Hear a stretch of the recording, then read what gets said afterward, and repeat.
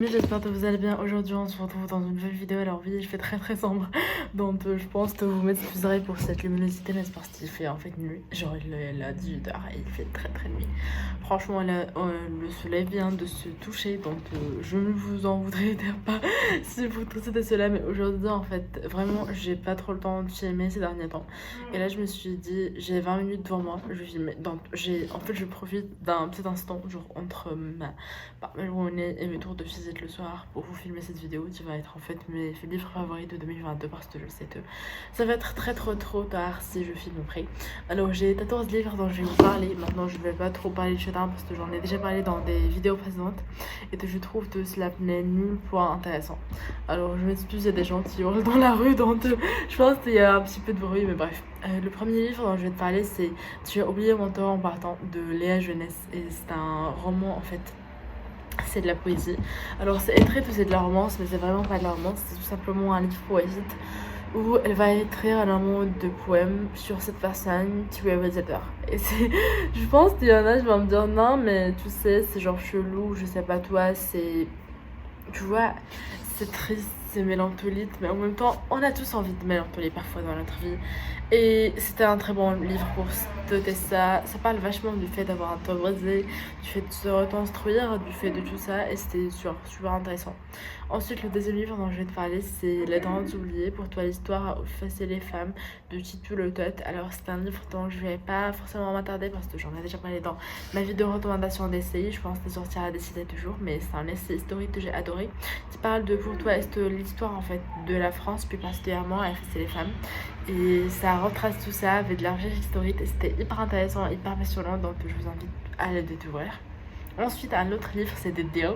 Alors, il faut le savoir, ces derniers mois, je me suis énormément réfugiée dans la romance. C'était quelque chose qui m'a énormément aidé parce que j'étais pas forcément au top de ma forme, et puis voilà, j'avais énormément de travail, j'avais énormément de tours, j'étais très fatiguée. Et forcément la romance c'est un genre qui est très facile à lire, et forcément j'en ai beaucoup lu.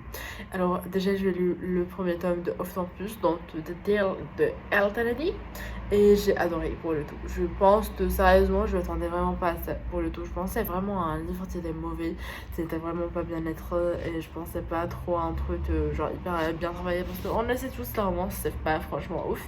Surtout que voilà, genre les Twilight Romances, je suis pas fan. Je trouve qu'à chaque fois c'est le fait pas, que c'est toujours mal écrit, que c'est plein de clichés sexistes, tout ce que tu veux. Là c'était pas le cas. Là c'était vraiment bien écrit, il y avait vraiment une belle plume, et surtout en fait je trouve, genre c'était cliché, mais en même temps en soi, pour faire un résumé, on est sur Anna. Anna, elle a vécu des choses difficiles, ce qui fait elle est traumatisée. Voilà. Et en fait, si tu veux, cette Anna, elle a un trop trash de la planète, de la Terre, sur un certain mètre, qui lui est dans les types de OT, sauf qu'elle ne sait pas comment l'aborder. Donc en fait, elle va, genre, il y a et de l'autre côté, on a le mec qui est Dart. Vous voyez sûrement sur le code parce que c'est le mec le plus fameux du livre. Et bref, le mec lui il est un jour de OT professionnel, il est à la fête avec Anna et il a réussi tous ses examens, il a des C, il a des F, il va fail en fait, il va pas réussir son année. Sauf que pour être sportif aux États-Unis, il faut aussi réussir ses années, et c'est pour ça qu'en fait, et ben Derek va tout simplement demander à Anna de le tutor, donc lui donner des tours, et en fait elle va refuser, puis elle va accepter. Attendissant, il est David sans trash, et forcément et ben il est David sans trash, mais ils en sont pas.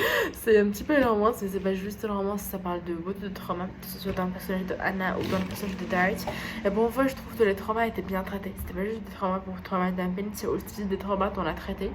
Et voilà, c'était réaliste, même s'il y avait un petit truc, bon, ça va, mais quand même, j'ai pas aimé les franchement. Ensuite, on a L'As de Thor de Mordan Motambre. Alors oui, Mordan, j'attends cette vidéo de cette année. Bref, Mordan, j'ai lu L'As de Thor, j'ai adoré. Voilà. C'est ce que j'avais à dire. Bref, L'As de Thor, c'est tout simplement l'histoire d'un jour de Potter. En fait, c'est aussi de la romance en l'occurrence, parce que je suis addict à de la romance dernièrement. Et voilà, il joue du Potter, il est professionnel, il y a une meuf, il a un crush, c'est tout. En fait, en gros, aujourd'hui, il a besoin de quelqu'un pour help him. Il va rencontrer cette meuf qui va l'aider, genre pour, tu sais, faire façade et tout, sauf qu'il y a des suites très bref, tout un délire. J'ai adoré déjà la romance, aussi les deux groupes d'amis étaient trop bien. Bref, tout était passionnant. Donc Mordan, je t'applaudis, mon chapeau. Ensuite, on a Twisted, parce que, encore une fois, j'adore la romance. Et là, on a en fait tout simplement Twisted Dreams de Hannah Wand. Alors, c'est le deuxième livre. Maintenant, vous pouvez le lire sans lire le tome 1. Donc, voilà, c'est de la romance. Cette fois-ci, c'est du Princess Polydor. Voilà. Et en fait, je pense que c'était très cliché, mais en même temps, c'était grave bien. Genre, je sais pas comment expliquer, mais Hannah Wand, j'aime bien la façon dont elle est écrite. J'aimais bien le livre. Je trouve que c'était passionnant. Alors, il y avait des intrigues. On avait la boule au ventre. Bref, super cool. J'ai adoré pour le tout. C'était très très cliché, mais enfin, une fois, j'ai adoré.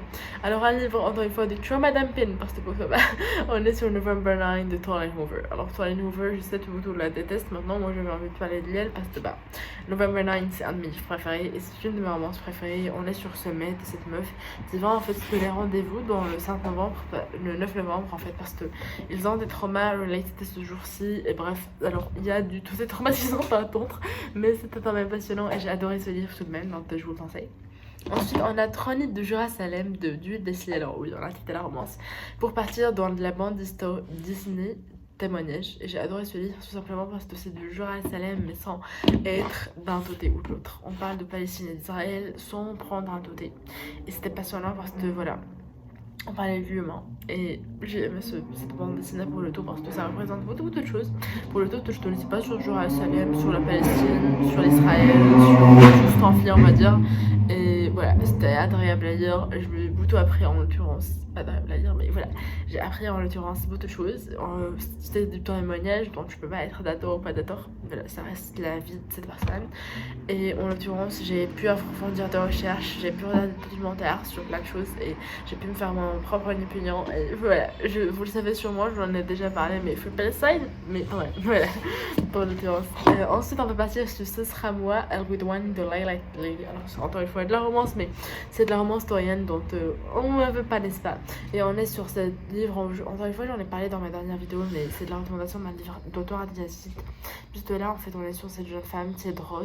Elle adore danser, elle adore chanter, sauf que tout le monde lui dit Tedros, tu veux pas danser, et elle va leur prouver le contraire en participant à un concours de danse, voilà, pour de la K-pop. Et c'est un univers qui est très dansophobe, mais franchement, il y a une très belle romance, il y a énormément de choses qui m'ont plu dans ce livre, et je l'ai adoré, et je vous le conseille définitivement.